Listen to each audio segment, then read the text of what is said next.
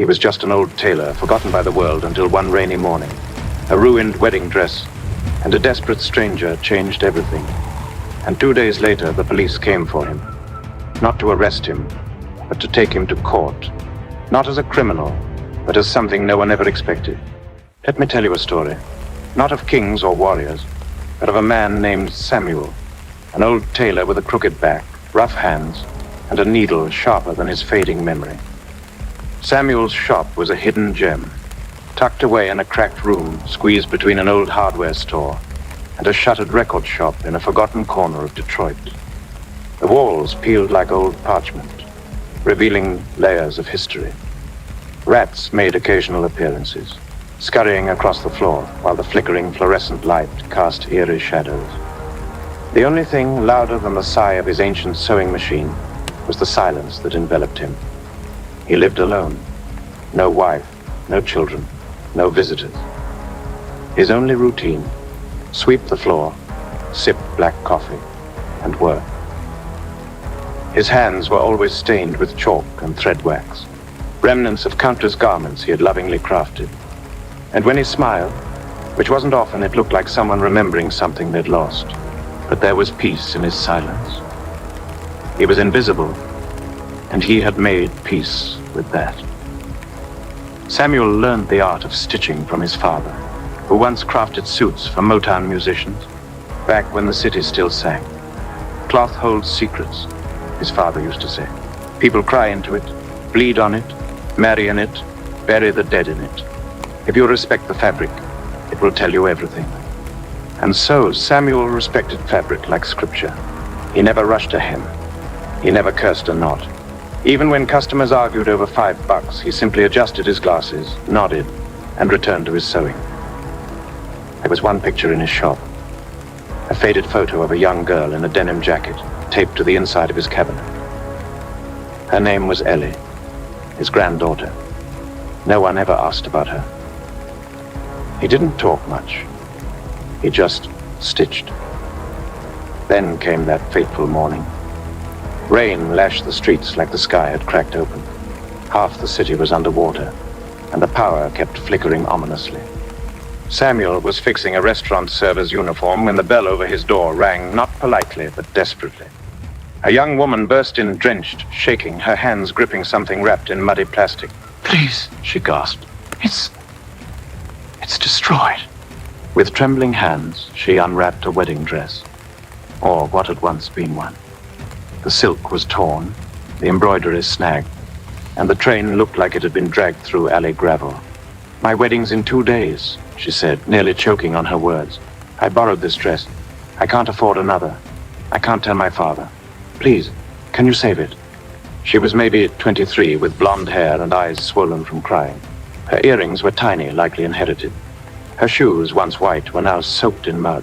Samuel didn't ask for details. He never did. He simply asked, "Do you want it to look like new or to look like yours?" She stared, confusion etched on her face. He explained, "If I make it new, the tears disappear. If I make it yours, the tears become part of the story," she whispered. He worked that entire night. The lights went out, and he lit a candle, its flickering flame casting dancing shadows on the walls. His hands trembled, but not from age, from a strange urgency he couldn't explain. He washed the stains with lemon and chalk, restitched the seams with thread so fine it felt like hair. He didn't hide the torn lace. Instead, he added delicate embroidery to it. Small apple blossoms, barely visible, but present a whisper instead of a scar. He embroidered a single red thread into the hem, a signature no one would notice unless they looked closely. As he worked, memories flooded back. He thought of Ellie, the girl in the photo. She had died in a car accident 7 years ago. The dress had triggered something deep within him. Memories don't knock before entering. They just burst in. He stitched like time owed him something. He stitched as if Ellie's wedding might still happen. Somewhere. Somehow. By 4:40 a.m., the dress was no longer broken. It was beautiful.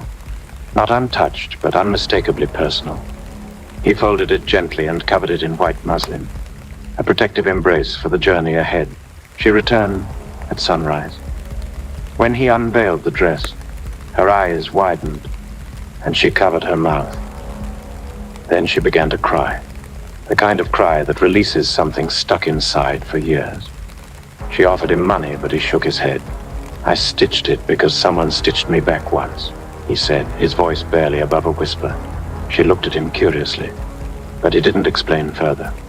Then, unexpectedly, she hugged him. It startled him more than a slap would have. With tears still glistening in her eyes, she left, disappearing into the morning fog, carrying a piece of his heart with her. 2 days passed. Samuel was savoring his first cup of coffee when a black SUV stopped in front of his shop. 2 men stepped out, wearing suits that screamed authority. "Are you the tailor of this shop?" one asked. He stood, a sense of unease creeping in. "Yes. You've been summoned to the Michigan Superior Court." Neighbors gathered, whispers swirling like autumn leaves. Someone joked, maybe he stitched something illegal in a jacket. Another said, they found counterfeit bills in his shop. He went with them silently, not in handcuffs, but with honor, almost like a guest. The courtroom was massive, too clean, too cold. Samuel stood in the center, hands clasped, unsure of what law he had broken. Then the judge entered, a woman. She removed her glasses. It was her, the bride with the ruined dress, but now robed, powerful, composed. She was someone else entirely. Justice. She smiled at him and the room fell silent. With a steady voice, she told the room a story of how 2 days before her wedding, she'd lost hope, of how a stranger, an old tailor, didn't just fix her dress, but gave her the strength to walk down the aisle with pride, with scars embraced, not hidden. She said she had decided something that day, and now she was ready to announce it. She declared the tailor was to receive the Michigan Cultural Artisan Grant. His skills were to be protected by law. Apprentices would be trained under him. His shop would be renovated, preserved, celebrated. He would no longer work in the shadows. The courtroom erupted in applause. Samuel trembled. He didn't cry, not then. But when the judge stepped down and hugged him, that's when the tears came. 1 year later, the shop had changed, but not too much. New walls, fresh paint, but the same sewing machine, the same tiny bell on the door. And above his counter, in a glass frame, hung the wedding dress, preserved forever, a testament to resilience. Next to it, a brass plaque read, "To the tailor who taught us that even broken things, when stitched with love, become art." Children came to learn. Women brought heirlooms. Tourists took pictures, captivated by the story behind the dress.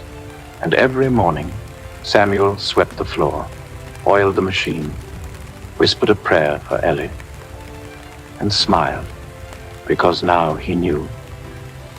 He hadn't just mended fabric. He had stitched hope back into the world.